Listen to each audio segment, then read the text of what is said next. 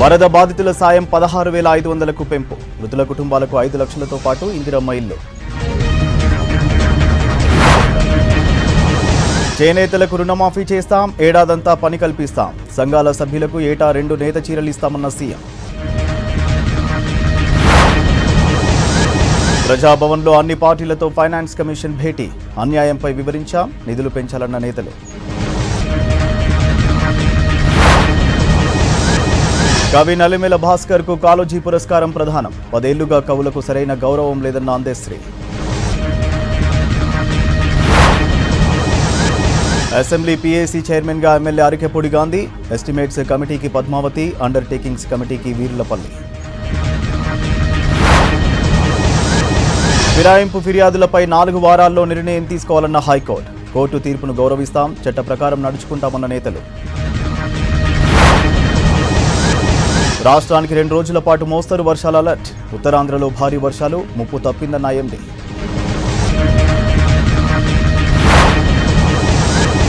Cancer మందులు, ఆధ్యాత్మిక chopper టూర్లపై GST తగ్గింపు. ఆరోగ్య, జీవిత బీమా జీఎస్టీపై నిర్ణయం తీసుకునే కౌన్సిల్. డాక్టర్ల నిరసనతో వైద్యం అందక 23 మంది మృతి. సుప్రీంకోర్టుకు రిపోర్ట్ ఇచ్చిన బెంగాల్ సర్కార్. మణిపూర్ హింస నివారణలో మోదీ ఫెయిల్ అయ్యారన్న ఖర్గే. ఎన్డీఏ అసమర్థతతో దేశ భద్రతకే ముప్పన్న ప్రియాంక. నేతన్నలకు ఏటా 1,30,00,000 చీరలు నేసే పనిని అప్పగిస్తామన్నారు ముఖ్యమంత్రి రేవంత్ రెడ్డి. స్వయం సంఘాల సభ్యులకు ఏటా 2 చీరలు ఇస్తామన్నారు. ఇక నేతన్నల రుణమాఫీని చేస్తామని ప్రకటించారు రేవంత్ రెడ్డి. ఇటు ముచ్చర్ల గ్రీన్ ఫార్మాసిటీపై సమీక్షించిన రేవంత్ కీలక సూచనలు చేశారు. ఇటు వరద నష్టాలపై సమీక్షించిన పొంగులేటి ప్రభుత్వ సాయాన్ని 16,500 రూపాయలకు పెంచుతున్నట్టు ప్రకటించారు. చేనేత కార్మికులకు సంబంధించిన 30 కోట్ల రూపాయల రుణాలను మాఫీ చేస్తున్నట్లు సీఎం రేవంత్ రెడ్డి ప్రకటించారు. చేనేత కార్మికులకు పని కల్పించేందుకు రాష్ట్రంలోని స్వయం సహాయ సంఘాల్లోని 63 లక్షల మంది మహిళలకు ఏటా 2 చేనేత చీరలను ఇవ్వనుందని చెప్పారు. త్వరలోనే పనులు అప్పగిస్తామన్నారు ముఖ్యమంత్రి. నాంపల్లిలోని లలిత కళా తోరణంలో ఇండియన్ ఇన్స్టిట్యూట్ ఆఫ్ హ్యాండ్లూమ్ టెక్నాలజీని ప్రారంభించారు సీఎం రేవంత్. ఆనాడు బతుకమ్మ చీరలు సిరిసిల్లకిచ్చిన చీరలు ఇచ్చిండు కానీ నేసిన ఆ కార్మికులకు నిధులు విడుదల చేయలే. ఆయన బకాయి పెట్టిన సిరిసిల్ల నేతన్నల బకాయిలు కూడా తుమ్మల నాగేశ్వరరావు గారు మంత్రి అయినాక వారు నా దృష్టికి తీసుకొస్తే నేను ఆ నిధులను విడుదల చేసి రాజకీయాలకు అతీతంగా సిరిసిల్లలో ఉన్న కార్మికులను కూడా ఆదుకోవడానికి కోట్ల రూపాయల నిధులను విడుదల చేయడం జరిగింది. ఐఐహెచ్టీలో ఈ విద్యా సంవత్సరం నుంచే క్లాసులు ప్రారంభిస్తామన్నారు రేవంత్ రెడ్డి. తాత్కాలికంగా నాంపల్లిలోని తెలుగు అకాడమీలో క్లాసులు ప్రారంభిస్తామని చెప్పారు. ప్రతి విద్యార్థికి 2,500 రూపాయల స్టైఫండ్ ఇస్తామని వివరించారు. గత ప్రభుత్వం చేనేతల విషయంలో ప్రచార ఆర్భాటం తప్ప చేసిందేమీ లేదన్నారు. సినీ తలకు బెలుకులతో ఆర్భాటం చేసినా చేనేత కార్మికుల జీవితాల్లో మార్పులు రాలేదన్నారు. తమ ప్రభుత్వానికి రైతన్న ఎంత ముఖ్యమో నేతన్న అంతే ముఖ్యమన్నారు రేవంత్. మొన్న జరిగిన శాసనసభలో కొత్త శాసనం చేసి యంగ్ ఇండియా స్కిల్స్ యూనివర్సిటీని ఈరోజు 4th సిటీలో నిర్మించాలి అని 60 ఎకరాల స్థలాన్ని కేటాయించి దాదాపుగా 200 నుంచి 300 కోట్ల రూపాయలైన యూనివర్సిటీ నిర్మాణానికి నిధులకు ఎలాంటి ఇబ్బంది లేకుండా ఏర్పాటు చేయడం జరిగింది. పనులను ప్రారంభించుకోవడం జరిగింది. ఈ సంవత్సరం చేరిన విద్యార్థులకు కూడా ప్రతి నెల 2,500 రూపాయలు వాళ్ళు చదువుకోవడానికి స్కాలర్షిప్ ఇవ్వాలని చెప్పి ఇవాళ వాళ్లకు స్కాలర్షిప్లు కూడా మంజూరు చేస్తున్నాం. చేనేతల సమస్యలకు శాశ్వత పరిష్కారం చూపుతామన్నారు వ్యవసాయ శాఖ మంత్రి తుమ్మల నాగేశ్వరరావు. గత ప్రభుత్వం మాదిరి నేతన్నలను మభ్యపెట్టలేమన్నారు. ప్రపంచీకరణే చేనేతల సమస్యకు కారణమని చెప్పారు. టెక్నాలజీ పెరిగే కొద్దీ నేతన్నలు కుదేలవుతున్నారన్నారు. నేతన్నల కళకు ప్రపంచవ్యాప్తంగా గుర్తింపు తెచ్చే బాధ్యత ప్రభుత్వానిదన్నారు తుమ్మల. రైతన్న నేతన్న అత్యంత ప్రాధాన్యతతోటి ఆయన పరిపాలన కొనసాగించాలని, ఎన్ని కష్టాలు వచ్చినా, ఎన్ని నష్టాలు వచ్చినా, ఎన్ని ఇబ్బందులు వచ్చినా మనం వాళ్ళిద్దరినే కాపాడుకోవాలి. వాళ్ళిద్దరి ద్వారానే తెలంగాణలో కాంగ్రెస్ ప్రభుత్వం నెలకొల్పబడింది. వాళ్ళ కష్టం, వాళ్ళ శ్రమ, వాళ్ళ యొక్క సృజనాత్మక శక్తి ఈ ప్రపంచ దేశాలకి అందరికీ అన్నం పెట్టేటటువంటి రైతన్న అందరి గౌరవాన్ని కాపాడగలిగేటటువంటి నేతన్నల్ని మనం కాపాడుకోవాలి. ముచ్చర్లలో గ్రీన్ ఫార్మాసిటీ అభివృద్ధిపై అధికారులతో ముఖ్యమంత్రి రేవంత్ రెడ్డి కీలక సమీక్ష నిర్వహించారు. గ్రీన్ ఫార్మాసిటీ అభివృద్ధి ప్రక్రియను వేగవంతం చేయాలని అధికారులను సీఎం రేవంత్ రెడ్డి ఆదేశించారు. పూర్తిగా కాలుష్య రహితంగా ఉండేలా గ్రీన్ ఫార్మాసిటీ అభివృద్ధికి చర్యలు తీసుకోవాలన్నారు. అవసరమైతే నూతన సాంకేతికతను ఉపయోగించాలని సూచించారు. గ్రీన్ ఫార్మాసిటీ అభివృద్ధికి కావలసిన రోడ్లు, ఇతర మౌలిక సదుపాయాల కల్పన ఏర్పాటు ప్రక్రియలో వేగం పెంచాలన్నారు రేవంత్ రెడ్డి. వరద బాధితులకు ఆర్థిక సాయం పెంచింది ప్రభుత్వం. 10,000 రూపాయలకు బదులుగా 16,500 రూపాయలు ఇవ్వాలని నిర్ణయించింది. నష్టపోయిన ప్రతి కుటుంబానికి 16,500 ఆర్థిక సాయం చేస్తామని ప్రకటించింది. రాష్ట్రంలో వర్షాలు, వరదల నష్టంపై మంత్రి పొంగులేటి శ్రీనివాసరెడ్డి సమీక్ష నిర్వహించారు. మృతుల కుటుంబాలకు ఇందిరమ్మ ఇండ్లతో పాటు 5 లక్షల సాయం చేయాలని నిర్ణయించారు. వరద ముంపునకు గురైన ప్రతి ఎకరాకు 10,000 ఆర్థిక సాయం చేస్తామన్నారు. వర్షాల వల్ల మొత్తం 36 మంది చనిపోయారని అధికారులు ప్రకటించారు. సర్టిఫికెట్లు పోయాయని ఎవరూ బాధపడొద్దని, ప్రతి పోలీస్ స్టేషన్లో ఫిర్యాదుల కోసం ప్రత్యేక కౌంటర్లు ఏర్పాటు చేయాలని ఆదేశించారు. సంగారెడ్డిలో పర్యటించారు మంత్రి దామోదర రాజనరసింహ. రెవెన్యూ కాలనీలో వరద బాధితులను పరామర్శించారు. కొత్త కాలనీలోకి వరద నీరు చేరడంపై మంత్రి ఆరా తీశారు. పక్కనే ఉన్న చెరువు తూము చిన్నగా ఉండడం, తూముపై అక్రమ నిర్మాణాలు చేపట్టడం వల్లే వరద వచ్చినట్టు తెలిపారు మంత్రి. భవిష్యత్తులో ఇలాంటి సమస్యలు రాకుండా చర్యలు తీసుకుంటామన్నారు దామోదర. ఖమ్మంలో పర్యటించారు మంత్రి పొంగులేటి శ్రీనివాసరెడ్డి. దానవాయిగూడెంలో మున్నేరు ప్రొటెక్షన్ వాల్స్ పనులను పరిశీలించారు. పనులు జరుగుతున్న తీరుపై అధికారులను అడిగి తెలుసుకున్నారు. 4 నెలలు ముగిసినా పనులు పూర్తి కాకపోవడంతో కాంట్రాక్టర్లపై మంత్రి ఫైర్ అయ్యారు. పనులు వేగవంతం చేయాలని, నాణ్యత విషయంలో రాజీ పడొద్దని ఆదేశించారు. మంత్రి పొన్నం ప్రభాకర్ తండ్రి సత్తయ్య పేరిట ఏటా ఇచ్చే సినీ అవార్డులను కుటుంబ సభ్యులు ప్రకటించారు. సత్తయ్య గౌడ్ 3వ మెమోరియల్ అవార్డుకు ప్రముఖ సినీ గేయ రచయిత చంద్రబోస్, బలగంపేం కొమరయ్య, మొగిలయ్య దంపతులు ఎంపికయ్యారు. ఈ నెల 13న రవీంద్ర భారతిలో అవార్డులు అందజేయనున్నారు. కార్యక్రమానికి స్పీకర్ గడ్డం ప్రసాద్ ముఖ్య అతిథిగా హాజరు కానున్నట్లు పొన్నం ప్రభాకర్ ప్రకటించారు.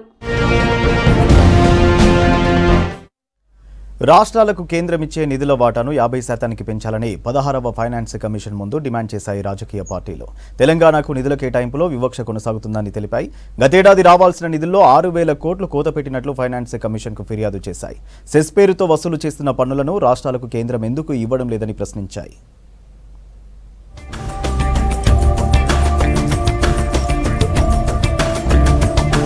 రాష్ట్రంలో పర్యటనలో ఉన్న 16వ ఆర్థిక సంఘం ప్రతినిధులు రాజకీయ పార్టీలతో సమావేశం నిర్వహించారు. రాష్ట్రానికి కేంద్ర ఆర్థిక సంఘం సాయంపై సమావేశంలో చర్చలు జరిపారు. కాంగ్రెస్ నుంచి ఎమ్మెల్యే రామ్మోహన్ రెడ్డి, సిరిసిల్ల రాజయ్య హాజరయ్యారు. బీఆర్ఎస్ నుంచి హరీష్ రావు, పల్లా రాజేశ్వర్ రెడ్డి, కౌశిక్ రెడ్డి హాజరయ్యారు. ఎంఐఎం నుంచి ఓవైసీ, టీడీపీ నుంచి సామ భూపాల్, సిపిఎం తరపున నంద్యాల నరసింహారెడ్డి హాజరయ్యారు.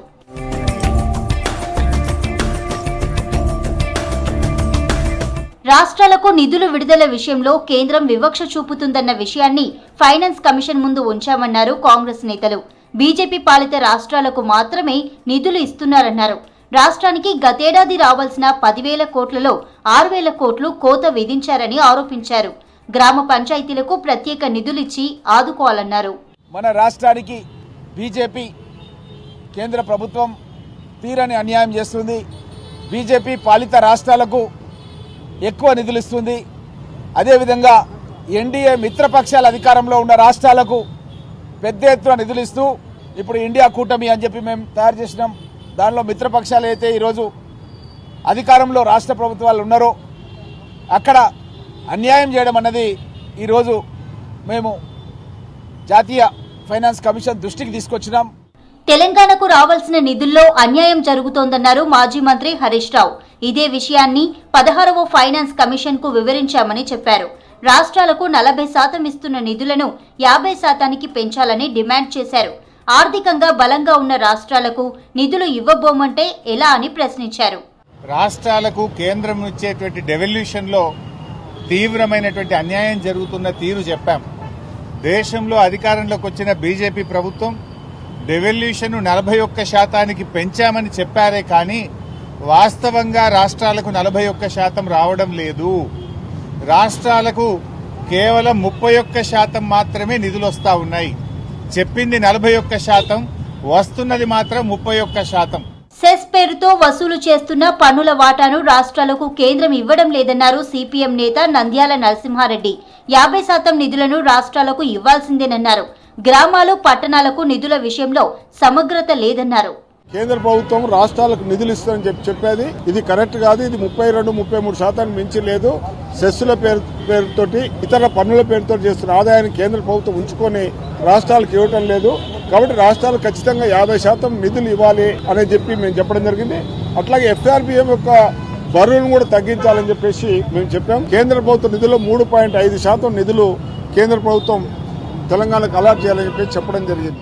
కేంద్ర ఆర్థిక సంఘం చైర్మన్ బనగారియా నేతృత్వంలోని 5 సభ్యుల బృందం సుదీర్ఘ సమావేశాలు నిర్వహించింది. మున్సిపల్ కార్పొరేషన్లు, మున్సిపాలిటీల మేయర్లతో భేటీ అయిన కమిటీ మాజీ సర్పంచ్లు, జెడ్పీటీసీలు, ఎంపీటీసీలతోనూ చర్చించింది. మహాకవి కాళోజీ జయంతి సందర్భంగా నేతలు ఘన నివాళులర్పించారు. తెలంగాణ భాషా దినోత్సవాన్ని పురస్కరించుకుని కాళోజీ సేవలను కొనియాడారు. రవీంద్ర భారతిలో జరిగిన కార్యక్రమంలో పాల్గొన్న మంత్రి జూపల్లి ప్రజా ఉద్యమాలకు కాళోజీ ఊపిరులూదాడని అన్నారు. గత ప్రభుత్వంలో కవులకు సరైన గుర్తింపు దక్కలేదన్నారు రచయితలు. ఈ ఏడాది కాళోజీ అవార్డుకు ఎంపికైన నలిమెల భాస్కర్ రావుకు పురస్కారం అందజేశారు. కాళోజీ 110వ జయంతి కార్యక్రమాలు రాష్ట్ర వ్యాప్తంగా ఘనంగా జరిగాయి. ఈ సందర్భంగా కాళోజీ సేవలను గుర్తు చేసుకున్నారు. ప్రజాకవి పద్మ విభూషణ్ స్వర్గీయ కాళోజీ జయంతి సందర్భంగా సీఎం రేవంత్ ఘన నివాళులర్పించారు. జూబ్లీహిల్స్లోని తన నివాసంలో కాళోజీ చిత్రపటానికి పూలమాలలతో పుష్పాంజలి ఘటించారు సీఎం రేవంత్. తెలంగాణ భాషా సాహిత్యానికి కాళోజీ నారాయణరావు చేసిన సేవలను కొనియాడారు రేవంత్ రెడ్డి.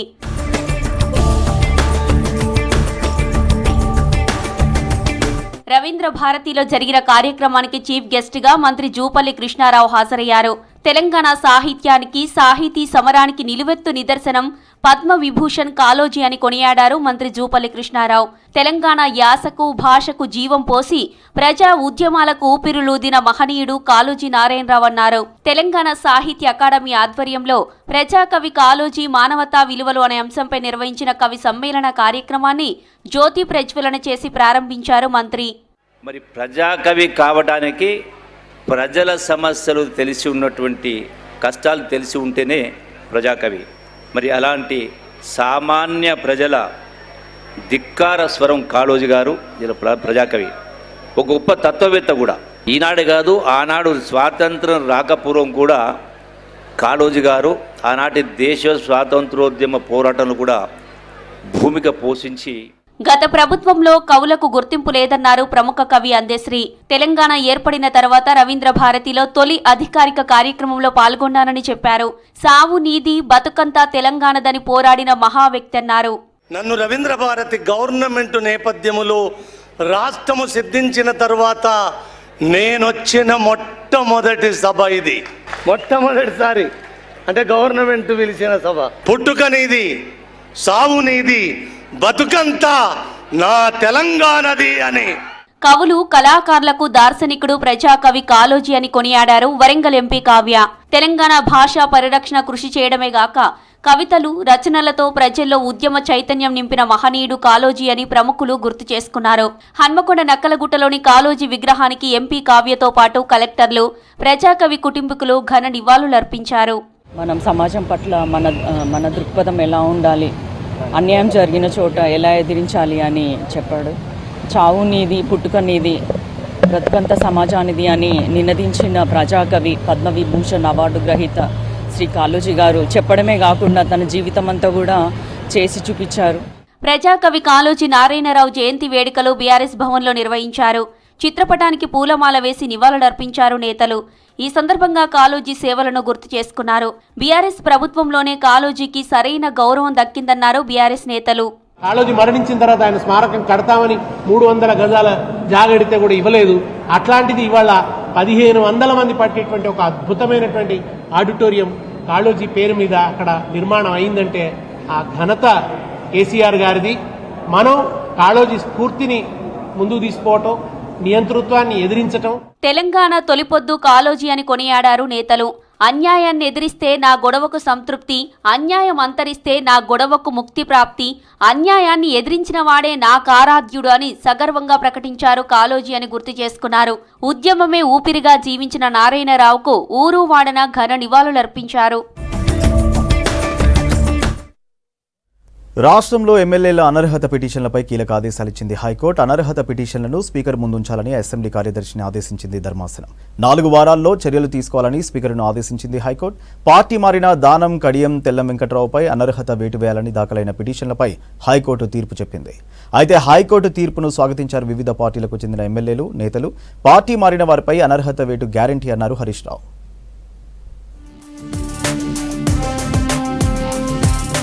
పార్టీ మారిన ఎమ్మెల్యేల అనర్హతపై కీలక ఆదేశాలు జారీ చేసింది హైకోర్టు. అనర్హత పిటిషన్లు స్పీకర్ ముందుంచాలని అసెంబ్లీ సెక్రటరీకి ఆదేశాలు జారీ చేసింది. అనర్హత పిటిషన్లపై 4 వారాల్లో నిర్ణయం తీసుకోవాలని స్పీకర్ను ఆదేశించింది. ఒకవేళ 4 వారాల్లో నిర్ణయం తీసుకోకపోతే సుమోటోగా కేసును మళ్లీ విచారిస్తామని హైకోర్టు సూచించింది. ఇటీవల బీఆర్ఎస్ నుంచి కాంగ్రెస్ పార్టీలో జాయిన్ అయిన ఎమ్మెల్యేలను అనర్హులుగా ప్రకటించాలంటూ హైకోర్టులో పిటిషన్ దాఖలు చేశారు బీఆర్ఎస్ నేతలు పాడి కౌశిక్ రెడ్డి, కేపీ వివేకానంద. మరోవైపు ఖైరతాబాద్ ఎమ్మెల్యే దానం నాగేందర్ను అనర్హులుగా ప్రకటించాలంటూ బీజేపీ నేత మహేశ్వర్ రెడ్డి పిటిషన్ వేశారు. పిటిషన్లను ఆగస్టులో విచారించిన హైకోర్టు తీర్పు రిజర్వ్ చేసిన హైకోర్టు ఇవాళ తీర్పిచ్చింది. హైకోర్టు తీర్పుపై స్పందించారు పలు పార్టీల నేతలు. ఎమ్మెల్యేల అనర్హత పిటిషన్లపై హైకోర్టు తీర్పును స్వాగతిస్తున్నామన్నారు BRS MLA Harish Rao. Party మారిన ఎమ్మెల్యేలపై అనర్హత వేటుపడడం గ్యారంటీ అని చెప్పారు. ధర్మాసనం తీర్పు రాజ్యాంగ స్ఫూర్తిని నిలబెట్టేలా ఉందన్నారు.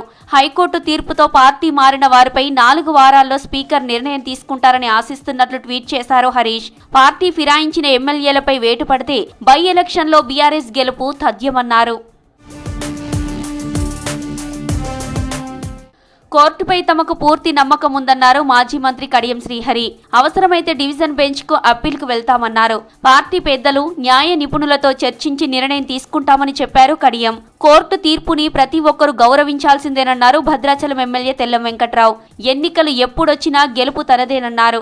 డిప్యూటీ సీఎం భట్టి, మంత్రులు పొంగులేటి, తుమ్మల ఉన్నంతకాలం తనకు ఎలాంటి ఇబ్బంది లేదన్నారు తెల్లం వెంకట్రావు. చాలా మంది మారిన ఎమ్మెల్యేలే ఈరోజు ఎప్పుడా గుంట దగ్గర నక్కలాగా ఎదురు చూశారు మంత్రులు, ఎమ్మెల్యేలు చాలా మంది ఉన్నారు. నేను చాలా సోషల్ మీడియాలో చూశాను, అయిపోయింది నేను వచ్చేస్తాను, మీరు ఎవరు వచ్చినా ఇక్కడ నిలబడి గెలిచేది కాదు, మీరు చాలా మంది వచ్చి నేను నెగ్గేస్తాము. నిజంగా అలాగే జరిగితే నేను కూడా రెడీగా ఉన్నాను. అదేవిధంగా ఏదేమైనా ఏమి జరిగినా ప్రజలు నా అంటున్నారు, దానికి నేను సిద్ధంగా ఉన్నాను. ఫిరాయింపుల పైన నిర్ణయం తీసుకోవాల్సింది స్పీకర్. ఏదేమైనా కూడా ఆ తీర్పు పాఠాన్ని పూర్తిగా అధ్యయనం చేసిన తర్వాతనే, అడ్వకేట్స్తోని పార్టీ పెద్దలతోని మాట్లాడిన తర్వాతనే ఏ విధంగా ప్రొసీడ్ కావాలనేది ఆలోచించడం జరుగుతుంది. రెండవది, ఇది సింగిల్ జడ్జి ఇచ్చిన జడ్జిమెంట్. ఖైరతాబాద్ మహాగణపతికి 1,00,000 రుద్రాక్షమాలను సమర్పించారు స్థానిక ఆర్యవైశ్య సంఘం సభ్యులు. దాదాపు 80 జంటలు కలిసి ఈ రుద్రాక్షమాలను కట్టామని తెలిపారు. తమ భుజాలపై రుద్రాక్షమాలను గణేశుడి మండపం దగ్గరకు భక్తులు మోసుకొచ్చారు. ఇదే అంశానికి సంబంధించి మరింత సమాచారం విజయ్ అందిస్తారు. మహాగణపతికి ఖైరతాబాద్ ఆర్యవైశ్య సంఘం వారు 1,00,000 రుద్రాక్షమాలను సమర్పిస్తున్నారు. 1,00,000 రుద్రాక్షమాలను తీసుకొని ఇప్పుడే రావడం జరిగింది. ఒకసారి మనం విజువల్లో చూడొచ్చు. కాశీ నుంచి ప్రత్యేకంగా ఈ రుద్రాక్షమాలను గత సంవత్సరం కూడా వీళ్ళు భారీ గణనాథునికి సమర్పించారు. ఈ సంవత్సరం కూడా సమర్పిస్తున్నారు. ఒకసారి ఆర్యవైశ్య సంఘం వారు ఉన్నారు, వారితో ఒకసారి మాట్లాడదాము. కాశీ నుంచే తీసుకొస్తారా? దీన్ని ఏ రకంగా తయారు చేశారు? కాశీ నుంచి తీసుకొస్తామండి. లాస్ట్ ఇయర్ కూడా చేసాము, మీరు అందరూ చూశారు. ఈసారి కూడా అక్కడి నుంచే తీసుకొచ్చాము. సో ఈ 1,00,000 రుద్రాక్ష గజమాల స్వామికి మేము అర్పిస్తున్నాము. ప్రతిరోజు సాయంత్రము మా సంఘం తరఫున ప్రసాద వితరణ ఉంటుంది.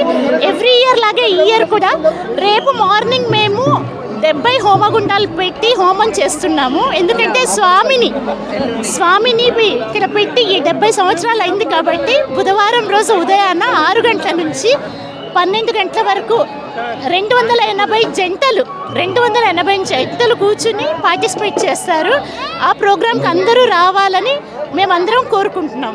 అది రుద్రాక్షమాలకు సంబంధించి ఈ రోజు సమర్పిస్తున్నారు కనుక ఎప్పుడు భక్తులకు ఈ రుద్రాక్షలు పంచిపెట్టనున్నారు? ఎప్పటి వరకు పంచుతారు? జై బలో గణేష్ మహారాజ్ కి జై. పవిత్ర పుణ్యక్షేత్రమైనటువంటి కాశీ నుంచి తెప్పించిన 1,00,000 రుద్రాక్ష మాలను మా సంఘ సభ్యులు అందరూ కలిసి దీన్ని ఒక మాలగా తయారు చేయడం జరిగింది. గత 1 నెల రోజుల నుంచి ఒక ప్రోగ్రామ్ ఇది మనము తెప్పియడము, వాటిని అల్లడము, వీటిని ఆర్గనైజ్ చేయడం ఒక 1 మంత్ నుంచి జరుగుతుంది. ఈరోజు మేము వేస్తున్నాము. ఎప్పుడు వేస్తాము అనేది కొంచెం త్వరలోనే ప్రకటిస్తాము. మినిమం ఒక 5 డేస్ అనుకుంటున్నాము. 5 డేస్ తర్వాత తీసి ఇది ఇక్కడ భక్తులకు ఇక్కడనే వితరణ చేయాలని మా సంకల్పం. అంటే ఎన్ని రోజులు పట్టింది తీసుకురావడానికి, తయారు చేయడానికి ఎన్ని రోజులు పట్టింది? కాశీ నుంచి ఏ రకంగా తీసుకొచ్చారు, ఇక్కడ ఎన్ని రోజులు పట్టింది దీన్ని పూర్తిగా తయారు చేయడానికి? ఎన్ని అడుగుల మాల ఉంటుంది మొత్తం? ఇది మొత్తం 140 అడుగుల మాల ఇది. ఎందుకంటే 70 ఫీట్లు ఉన్నాడుగా స్వామి, 2 వరుసలు రావాలని 140 ఫీట్ల మాలను తయారు చేసినాము. ఇది తయారు చేయడానికి మాకు సుమారుగా ఒక 1 మంత్ పట్టింది. ఇవన్నీ కూడా తీసుకురావడము, తెప్పించిన తర్వాత వాటిని అన్ని అల్లడము చేయడము. ఈరోజు తీసుకురావాలని చెప్పి సోమవారము, ఎందుకంటే పరమశివునికి అయినటువంటి పవిత్రమైన రోజు సోమవారం కాబట్టి, నవరాత్రుల్లో భాగంగా సోమవారం పవిత్రమైన రోజు కాబట్టి ఈరోజు తీసుకురావడం జరిగింది. ఈరోజు మా సంఘ సభ్యులు అందరం కలిసి తీసుకురావడం జరిగింది. మేళ తాళాలతో అద్భుతంగా అందరం కూడా ఒక గొప్ప కార్యక్రమంలో పాలు పంచుకున్నారు అందరు కూడా. అంటే ప్రతిరోజు ప్రసాదాలు కూడా భారీ గణనాథునికి మీరు నైవేద్యం పెడుతుంటారు. ఈ రోజు ఎటువంటి ప్రసాదం పెడుతున్నారు? ఈ రోజు కోవాపేడ ఈరోజు పెడుతున్నారు. 40 కిలోల కోవాపేడ, 40 కిలోలు ఈరోజు అది రోజు పెడుతున్నారు. ఈవినింగ్ సాయంత్రం హారతి కాగానే అందరికి ప్రసాదం. అది మనం చూస్తున్నాము. సాంప్రదాయ ఏదైతే సన్నాయి బాజాతోని ఖైరతాబాద్ బడా గణపతికి సంబంధించినటువంటి 1,00,000 రుద్రాక్షమాలను తీసుకురావడం జరుగుతున్నది. చాలామంది ఇక్కడ ఆర్యవైశ్య సంఘం వారందరూ కూడా ఎంతో సాంప్రదాయంగా ఈ 1,00,000 రుద్రాక్షమాలను సమర్పిస్తూ ఉంటారు. మొత్తము ఎంతమంది ఈ రుద్రాక్షమాలను తీసుకురావడం జరిగింది? మా సంఘ సభ్యులు అందరం కలిసి ఒక 60-70 మంది అందరం కలిసి ఈ రుద్రాక్షమాల తీసుకోవడం జరిగింది. గత సంవత్సరం కూడా ఇలానే వైభవంగా చేశాము. ఈసారి కూడా అటెండ్ చేస్తున్నాము. ఇది కాగానే ప్రసాద వితరణ స్టార్ట్ చేస్తాము. రుద్రాక్షలన్నీ కూడా భారీ గణనాథునికి వేసిన తర్వాత ఇక్కడే భక్తులందరికీ కూడా దీన్ని పంచిపెడతారు. ఓవరాల్గా ఖైరతాబాద్ బడా గణపతికి ఈ రుద్రాక్షమాలను వేయడం కోసము ఎంతో మంది శ్రమిస్తారు. కాశీ నుంచి ప్రత్యేకంగా ఈ మాలను ఇక్కడికి తీసుకొని రావడం జరుగుతుంది. మాలను తీసుకొచ్చిన తర్వాత దీన్ని సాంప్రదాయంగా ఇక్కడ ఉన్నటువంటి ఆర్యవైశ్య సంఘం వారు ఈ రుద్రాక్షమాలను అయితే మొత్తానికి ఖైరతాబాద్ బడా గణపతికి సమర్పించారు. ఇది ఖైరతాబాద్ బడా గణపతి దగ్గర ఉన్నటువంటి తాజా పరిస్థితి. Camera person Srikanth, Vijay, V6 news, Hyderabad. ఇవి బులెటిన్ అప్డేట్.